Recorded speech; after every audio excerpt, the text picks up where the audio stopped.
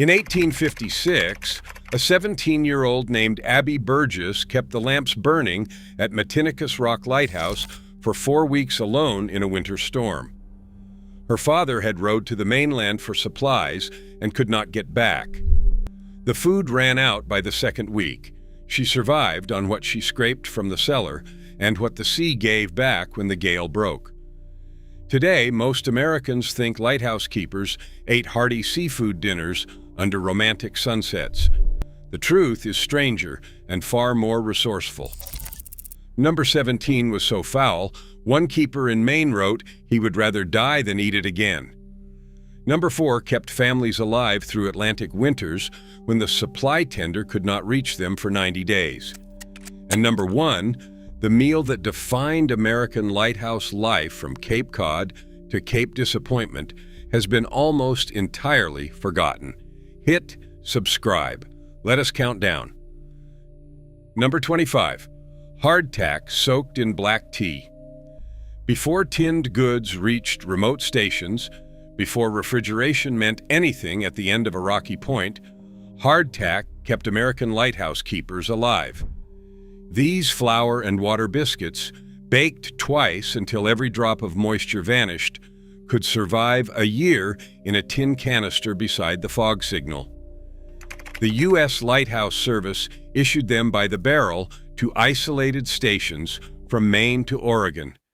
Keepers at Mount Desert Rock could go 3 months between supply visits, and hardtack was the bread they ate every single day.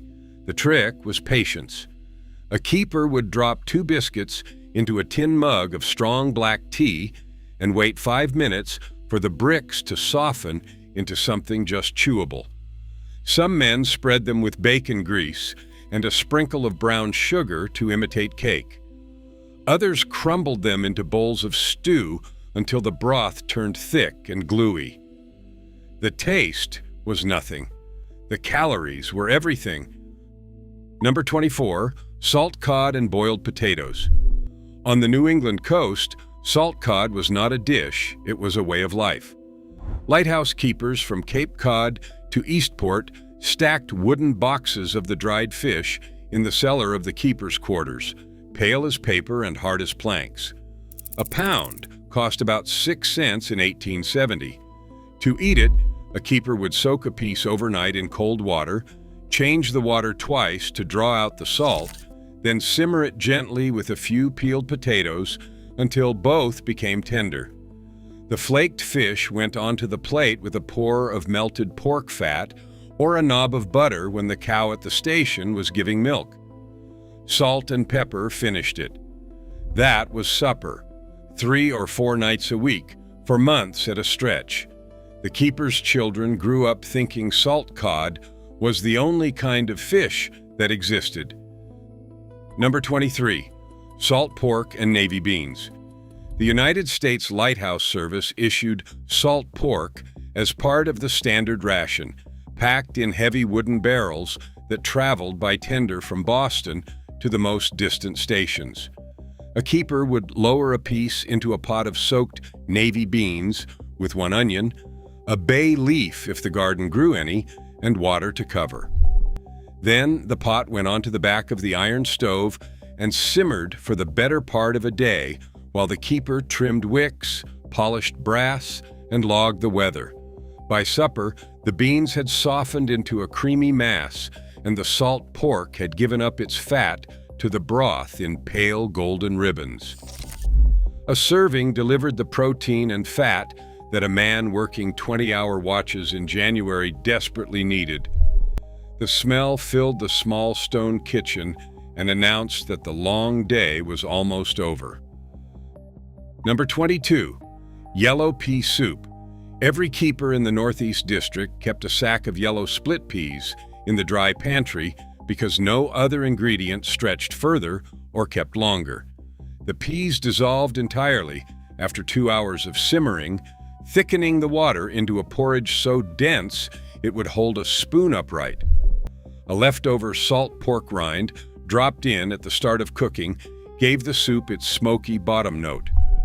A diced carrot, when the garden allowed, brightened the color. The whole pot cost almost nothing and fed a single keeper for 4 days, reheated and reheated until the last spoonful. French-Canadian keepers in the Main District brought a slightly different version, sweeter, sometimes finished with a splash of vinegar. American keepers borrowed the trick. By the 1880s, pea soup was so common at lighthouse stations that supply manifests listed split peas as a fixed quarterly ration alongside flour, beans, and sugar. Number 21. Molasses on bread. When the keeper's wife baked a Saturday loaf of white bread in the small iron oven, the children waited for one thing only. A thick pour of dark molasses across a warm slice was supper, on nights when nothing else was ready and the lamps still needed lighting. A gallon of molasses cost about 40 cents in 1875 and lasted a station 3 months. Keepers stirred it into oatmeal, into baked beans, into coffee when the sugar ran out. The dark, sweet syrup carried iron, calcium, and a deep, bitter complexity that no white sugar could match. Children at family stations grew up on it. A spoonful at breakfast, a drizzle at supper, a pour over Sunday's Indian pudding. When tin cans of molasses began appearing on supply tenders in the late 1880s, keepers ordered them by the case. It was the one sweetness that always traveled, never spoiled, and never disappointed. Number 20. Codfish cakes. When the salt cod ran low or a piece had soaked too long and gone soft, the keeper's wife turned it into the second meal. She would flake the cooked fish, mix it with mashed potato and a beaten egg. If the chickens were laying, shape the mixture into patties and fry them in pork fat until each side turned deep golden. The outside crackled. The inside stayed creamy and fish-flecked and warm. A platter of codfish cakes appeared at lighthouse breakfast tables from Portland Head to Block Island, served with a spoonful of stewed tomatoes or a wedge of cornbread on the side. The dish wasted nothing. The fish that would have been thrown out became Wednesday morning's meal. The potatoes that had grown a little soft in the cellar earned their place at the table. Lighthouse keeping was built on this kind of arithmetic. Nothing was discarded that could still feed a family. Number 19. Stewed dried apples. Fresh fruit was a fantasy at most lighthouse stations. A keeper at Tillamook Rock might go 9 months without seeing an apple from a tree, but dried apples traveled in burlap sacks aboard the supply tender, leathery rings that lasted a year in the dry pantry, and the keeper's wife knew exactly what to do with them. She would simmer a handful in water with a spoonful of sugar and a pinch of cinnamon until they plumped into something almost fresh again. Served warm over a slice of pound cake or beside a bowl of cornmeal mush at breakfast, the dish lifted spirits in a way that almost nothing else could. The smell of cinnamon and apple drifting through the keeper's quarters on a February morning was the smell of orchards 1,000 miles away. Children ate it spoonful by spoonful, eyes closed, remembering or imagining the trees they had only heard about in their mother's stories. Number 18. Coffee with sweetened condensed milk. Gail Borden patented condensed milk in 1856, and within a decade it reached every American lighthouse station with a working stove. The thick, syrupy cream in a tin can solved a problem no remote keeper could afford to ignore. There was no cow. There was no dairy delivery. There was no fresh milk for the bitter black coffee that kept a man awake through the long midnight watches. A spoonful of Borden's Eagle brand in a tin cup of strong coffee turned a bitter shift into something almost pleasant. The milk sweetened, lightened, and warmed all in one motion. A can cost about 25 cents in 1880 and lasted 2 weeks at a one-man station. Keepers came to depend on it the way they depended on lamp oil. When the tender was late, men rationed their cans like medicine. When the tender finally arrived, the keeper carried the condensed milk to the pantry before anything else. Number 17. Boiled eels. This is the dish that broke men. American eels, fat and silver, came thick through the tidal creeks of the New England coast in autumn, and lighthouse keepers caught them by the bucket because they were free protein in a season when little else moved. The problem was preparation. A keeper had to skin the eel, a slippery, exhausting job that left his hands smelling of river bottom for 2 days. Then he chopped the white flesh into chunks and boiled it with vinegar, onion, and a heavy hand of black pepper, hoping the seasoning would mask the muddy taste of the flesh. It rarely did. A keeper at Whaleback Light wrote in his 1873 journal that he had eaten boiled eel for 9 consecutive nights and would rather face the next northeaster naked than face a 10th. But the protein was there, the calories were there, and the alternative on a stormy week was nothing at all. First pattern break. Here is what most people miss about lighthouse food. The cooking was not the hardest part. The eating was. A keeper at a stag station, a one-man light with no family allowed, sat down to supper alone 6 nights a week for years on end. The wooden table seated 4. The keeper was 1. He cut his salt cod and ladled his pea soup into the same bowl every night, with no one to pass it to, no one to ask about the weather, no one to fill the silence between bites. Some keepers stopped cooking entirely after a few months and lived on hardtack and coffee until the inspection tender arrived.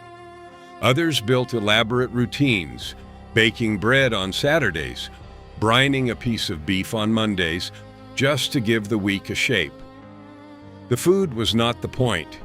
The ritual was. A keeper who still cooked was a keeper who was still all right. Number 16, mussels stewed in milk. Along rocky coasts from Maine to Washington state, blue mussels clung to the tide line in dense black clusters that any keeper could harvest at low tide with a knife and a bucket. They cost nothing. They reproduced faster than anyone could eat them. At family stations, where the wife had access to fresh milk from a small cow, mussels became Tuesday supper. She would steam them open over high heat, pick the orange meat from the shells, and simmer them gently in a pan of warm milk with a pat of butter, a sprinkle of cracker crumbs to thicken, and a generous turn of black pepper. The broth turned the color of weak tea and tasted of the sea distilled. Ladled over a split soda biscuit, mussel stew was the kind of meal that did not appear in any cookbook because every coastal family already knew how to make it. The shellfish was free. The dignity was earned. Number 15, cornmeal mush. When the flour ran low and the supply tender was overdue, cornmeal was the floor every keeper fell back on. A sack of yellow cornmeal cost 2 cents a pound at any general store on the New England coast and could feed a keeper for a month. He would stir the meal slowly into a pot of boiling salted water, whisking to prevent lumps, until the mixture thickened into a porridge so dense the spoon stood up in it. Served hot with a pour of molasses, mush was breakfast. Cooled overnight in a loaf pan and sliced thick the next morning, then fried in pork fat until each side turned crisp and golden, the same mush became supper. It was the most boring food a keeper ever ate. It was also the most reliable. When the storm closed in for 2 weeks and the seas were too rough to lower a dory, a keeper with a sack of cornmeal and a tin of molasses could survive indefinitely. Number 14, salt mackerel for breakfast. Salt mackerel arrived at lighthouse stations in small wooden kits, slabs of cured fish layered with coarse salt that lasted 12 months in a cool cellar. A pound cost about 8 cents in 1880. The keeper would soak a piece overnight to draw out the salt, pat it dry, and lay it skin side down in a hot iron skillet. Within 3 minutes, the fish was crackling and curling at the edges, the oil running golden into the pan. Served with a fried egg and a slice of black bread, salt mackerel was a working breakfast that carried a man through 6 hours of fog signal duty in sub-zero air. It was rich. It was deeply, satisfyingly oily in a way that modern fish almost never tastes. The keeper's children at Pemaquid Point could spot the smell of salt mackerel 3 rooms away and arrive at the kitchen table before their father had even called them. Number 13, Periwinkle stew. This one separates the coast-bred keepers from the rest.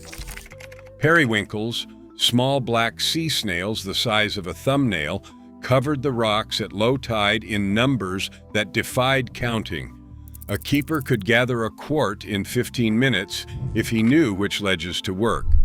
He would scrub them in cold water, drop them into a pot of boiling salted water for 3 minutes, then pull the cooked snails out of their shells with a darning needle. The little curls of meat went into a pot with milk, butter, and crushed cracker crumbs, and simmered until the broth turned the color of pale tea. It was a chowder for people who had nothing else. The flavor was mild and almost sweet, faintly metallic, distinctly of the sea. Irish-American keepers along the Maine coast made this dish with quiet pride. It was a meal their grandmothers had made on the cliffs of Donegal a generation before. It traveled. Number 12, lobster supper. Before the railroads brought summer tourists to Bar Harbor, before lobster became a luxury, it was a poor man's protein along the entire New England coast. Lighthouse keepers ate it constantly. At remote stations like Meticulously Rock, lobsters were so common in the tide pools that children gathered them like driftwood, returning to the keeper's quarters with 3 or 4 flailing in a wooden bucket. The keeper's wife boiled them in a pot of seawater straight from the cove, no seasoning needed, and the family cracked the shells at the table with iron nutcrackers, dipping the white meat into a dish of melted pork fat. There was no ceremony. There was no celebration. It was simply Wednesday. Keepers at Race Point Light wrote of feeding lobster to their dogs because the children were tired of it. A century later, a single tail of that same animal would sell for $35 on a Boston menu. The keepers would not have understood. Second pattern break. Here is what the supply tender did not bring. Sugar in 50-pound sacks, yes. Flour in barrels, yes. Salt pork, salt beef, dried beans, coffee, tea, lamp oil. Everything a keeper needed to operate the light and feed himself by the strict rules of the Lighthouse service ration tables. What the tender did not bring was variety. It did not bring fresh fruit. It did not bring milk. It did not bring a single green vegetable. Everything green or fresh or alive had to come from the keeper's own labor, from the small kitchen garden behind the quarters, from the tide pools at low water, from the seabird cliffs in nesting season, from whatever a man could grow or catch or gather on an exposed rock with no soil and constant wind. The lighthouse service kept the lamps burning. The keepers and their wives kept themselves alive. The difference matters. Number 11, dandy funk. This was the sailor's pudding that came ashore at remote stations and refused to leave. Hardtack, that thing nobody wanted to eat plain, was crushed into coarse crumbs with the back of a hammer. The crumbs went into a tin pan with molasses, a splash of water, a knob of pork fat, and a fistful of raisins, if any could be spared from the dried fruit sack. The whole mixture baked in the iron stove for 40 minutes until the top caramelized into a dark, sticky crust and the inside turned moist and chewy. Sliced warm and served with a pour of cream from the condensed milk can, dandy funk was the closest thing to dessert that most lighthouse keepers ever tasted. The keeper at St. George Reef Light on the California coast made it every Saturday night for 40 years. He served it to inspectors. He served it to relief keepers. He served it to himself. It was his Saturday. Number 10. Dandelion and beach pea greens. By April, after a winter of nothing but root vegetables and dried beans, lighthouse keepers' wives went hunting. The first dandelion shoots pushing through the thin coastal soil were not weeds. They were medicine. The keeper's wife pulled them with the roots intact, washed them in cold water, and either ate them raw in vinegar or stewed them gently with a piece of salt pork until the bitter greens turned silky and savory. Along sandy stretches, she gathered beach peas, the wild relative of garden peas that grew in dense mats above the high tide line. The young pods were tender enough to eat whole. Coastal indigenous peoples had taught this foraging knowledge to settlers a century earlier, and lighthouse families kept the practice alive long after most mainland Americans had forgotten it. The greens delivered vitamin C in quantities that prevented scurvy through long, isolated springs. The keepers did not know the chemistry, they just knew it worked. Number 9. Smoked herring breakfast. Smoked herring traveled in wooden boxes, each fish about the length of a man's hand, brown and oily and stiff. A box cost about 75 cents in 1885 and contained enough fish for 6 weeks of breakfasts.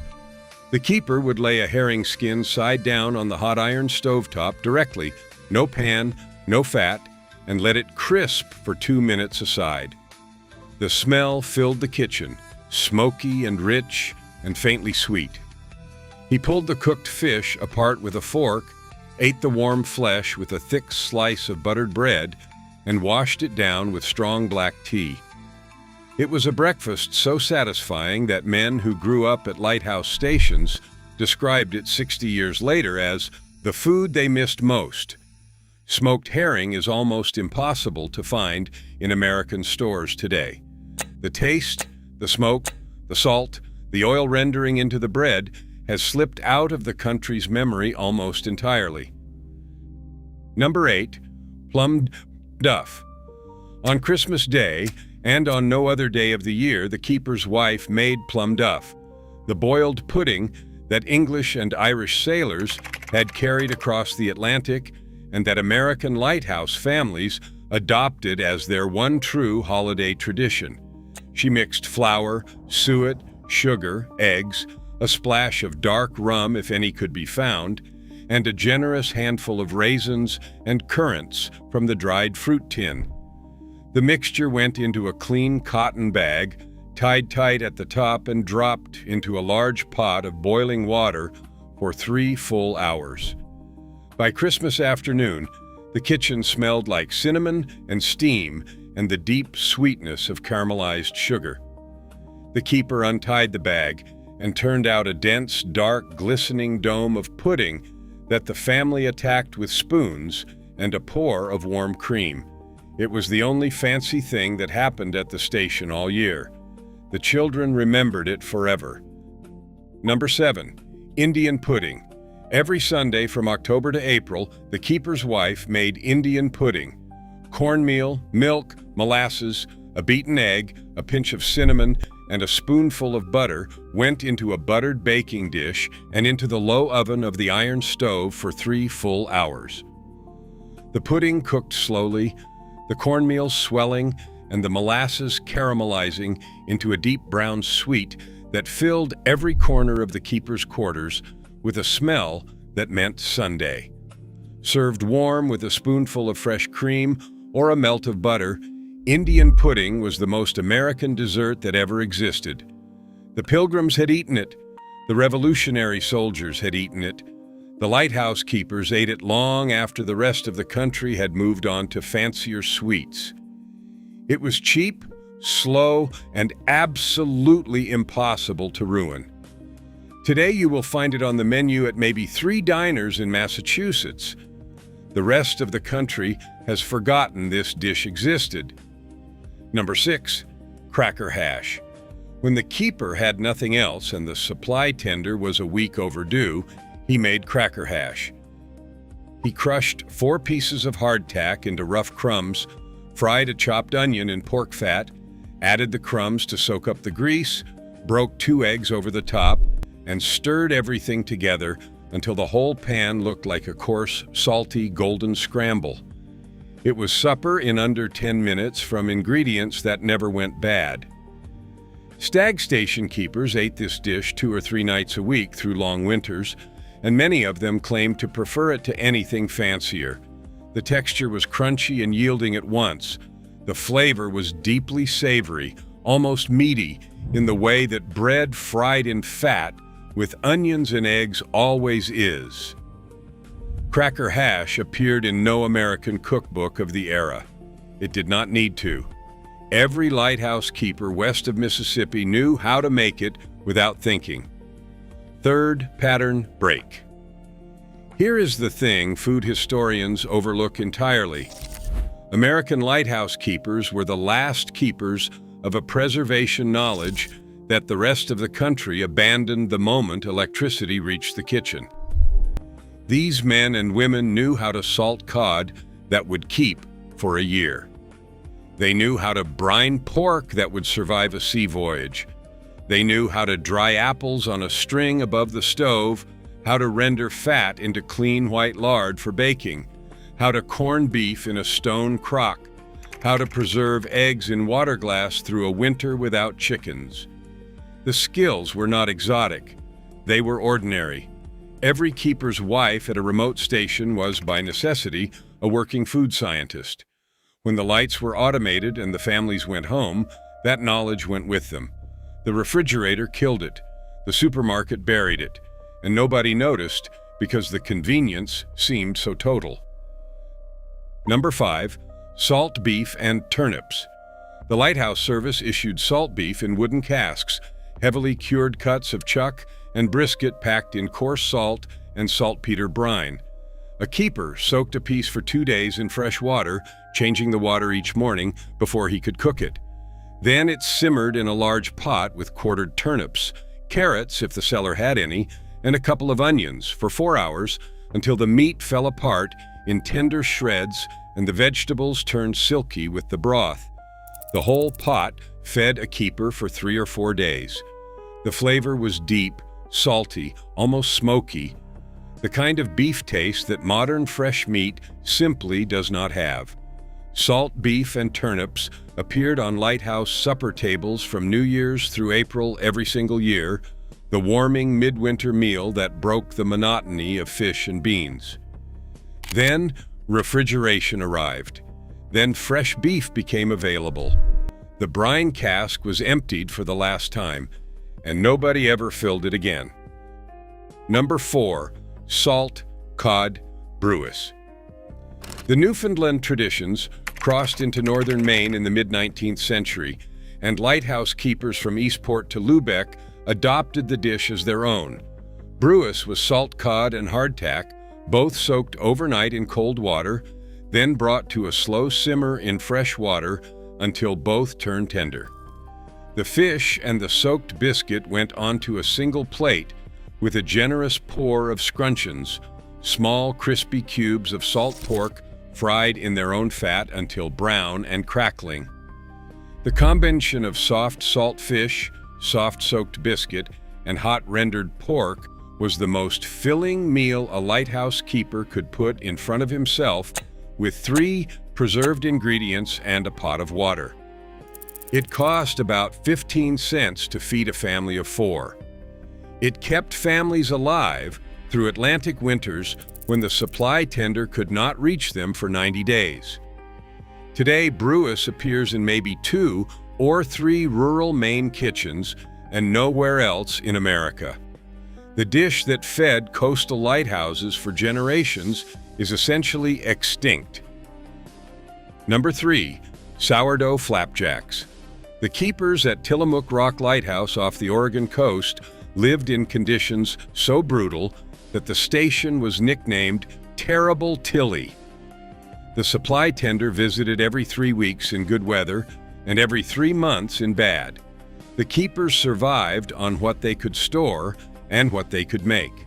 The sourdough starter, kept warm in a covered crock beside the stove, was the most valuable possession in the kitchen. Each morning, the keeper mixed a portion of starter with flour, water, a pinch of salt, and a spoonful of sugar, then poured the batter onto a hot, greased griddle in palm-sized rounds.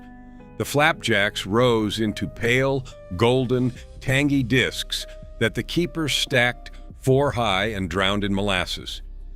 Served with a tin cup of black coffee, sourdough flapjacks were the Pacific Coast Lighthouse breakfast that broke the long, fog-haunted night. The sourdough culture at Tillamook was reportedly fed continuously for over 50 years. It outlived 3 generations of keepers. Number 2, fish chowder. Not the cream-a-thickened restaurant version, not the bread bowl novelty. The original New England Lighthouse chowder was a pot of layered ingredients that depended on whatever the keeper had pulled from the sea that morning. A piece of salt pork was fried at the bottom of an iron pot until the fat ran. Sliced onions softened in the pork fat. Diced potatoes went in next, then chunks of fresh cod or haddock if the fishing was good, then enough water to barely cover everything. The pot simmered slowly for 45 minutes while the keeper attended to the light. At the very end, the keeper poured in a tin of evaporated milk and crumbled a couple of hardtack biscuits across the top to thicken the broth. The chowder went into a single deep bowl, and the keeper sat down at the wooden table and ate the entire meal in 20 minutes. It tasted like the sea, the fire, and the long, quiet hours that lay between watches. Number 1, salt cod hash. The most common, most forgotten, most defining single meal of the American Lighthouse era was salt cod hash. A keeper soaked a piece of salt cod overnight to draw the salt, flaked the cooked fish with a fork, and mixed it with diced, cold-boiled potato and a sliced onion. The whole mixture went into a hot iron skillet with a generous spoon of pork fat and was pressed flat with the back of a spatula until the bottom turned deep golden brown. Then the keeper folded the hash like an omelet, slid it onto a plate, and ate it with a slice of buttered toast and a tin cup of coffee. It cost about 8 cents to make. It used yesterday's leftover cod and yesterday's leftover potatoes. It produced a meal so satisfying that keepers who grew up at family stations described it 60 and 70 years later as the meal they associated most with their father's kitchens. Salt cod hash appeared at every lighthouse breakfast table on the New England coast for over a century. It was simple, it was cheap, and it was the food of a vanished American life. Today, it has been so thoroughly erased from the national memory that most Americans have never heard of it. It was the meal that fed the men and women who kept the lamps burning. That should be enough to remember. Here is the challenge. Make one of these this week. The fish chowder, the codfish cakes, the Indian pudding. Make something a lighthouse keeper would have recognized. Then, drop in the comments which one you chose and whether your grandmother ever cooked anything like it. Because these were not just meals. They were the quiet work of people who lived at the edge of the country and kept the lights on so the rest of us could find our way home.